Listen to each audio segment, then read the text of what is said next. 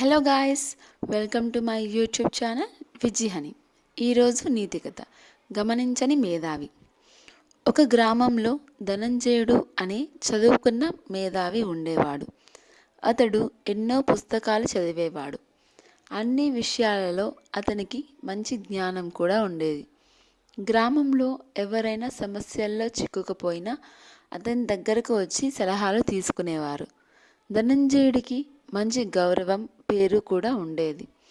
ఒకరోజు గ్రామానికి అటవీ ప్రాంతం నుంచి ఒక వృద్ధుడు వచ్చాడు. వృద్ధుడు గోపాలయ్య అనే రైతు. అతడు తన పొలం పక్కన ఉన్న చెట్లను కాపాడడం కోసం గ్రామ పెద్దల్ని అడిగాడు. నా పొలానికి దగ్గరలో ఉన్న చెట్లను కాపాడాలి, అక్కడ దొంగలు చెట్లు నరికేస్తున్నారు. అందరూ గోపాలయ్య మాట విన్నారు, కానీ ఎవరూ పట్టించుకోలేదు. చివరికి గోపాలయ్య ధనంజయుడి దగ్గరికి వెళ్ళి సహాయం కోరాడు.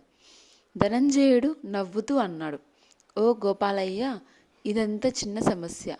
నువ్వు నాతో 3 రోజుల పాటు విజ్ఞానం నేర్చుకుంటే నీ సమస్య స్వయంగా పరిష్కారం అవుతుంది అని.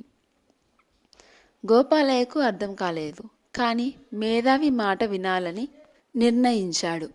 అతడు 3 రోజుల పాటు ధనంజయుడి దగ్గర చదువుకున్నాడు. పుస్తకాలు చదివాడు, తత్వశాస్త్రం నేర్చుకున్నాడు. 3వ రోజు ముగిశాక గోపాలయ్య ధనంజయుడిని అడిగాడు, ఇప్పుడు చెట్లను ఎలా కాపాడాలో చెప్పండి అని. ధనంజయుడు చిరునవ్వుతో అన్నాడు, నీకు జ్ఞానం వచ్చిందిగా, ఇప్పుడు నువ్వే ఆలోచించు. గోపాలయ్య బాధపడ్డాడు. నిద్రలేని రాత్రులు గడిపాడు.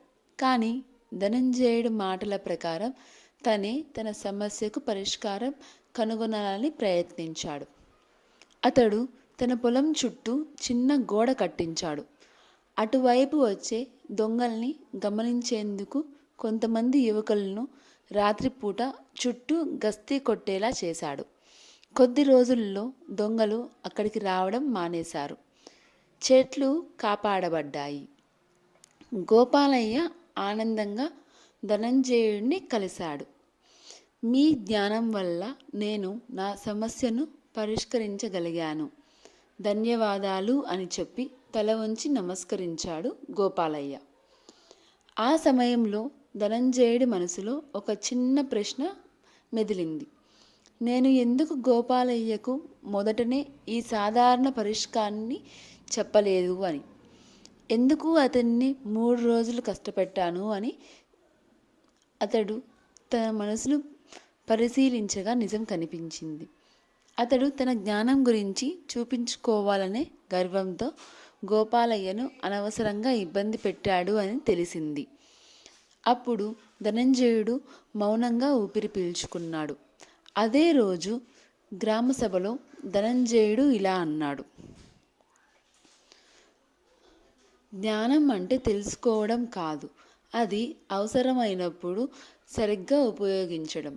మిమ్మల్ని ఆశ్రయించిన వారికి నిస్వార్థంగా సహాయం చేయడమే నిజమైన విద్య అని.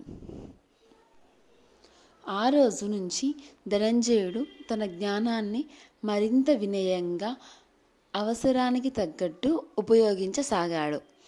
గోపాలయ్య తన చెట్లతో పాటు ఒక గొప్ప బోధను కూడా గ్రామానికి అందించాడు.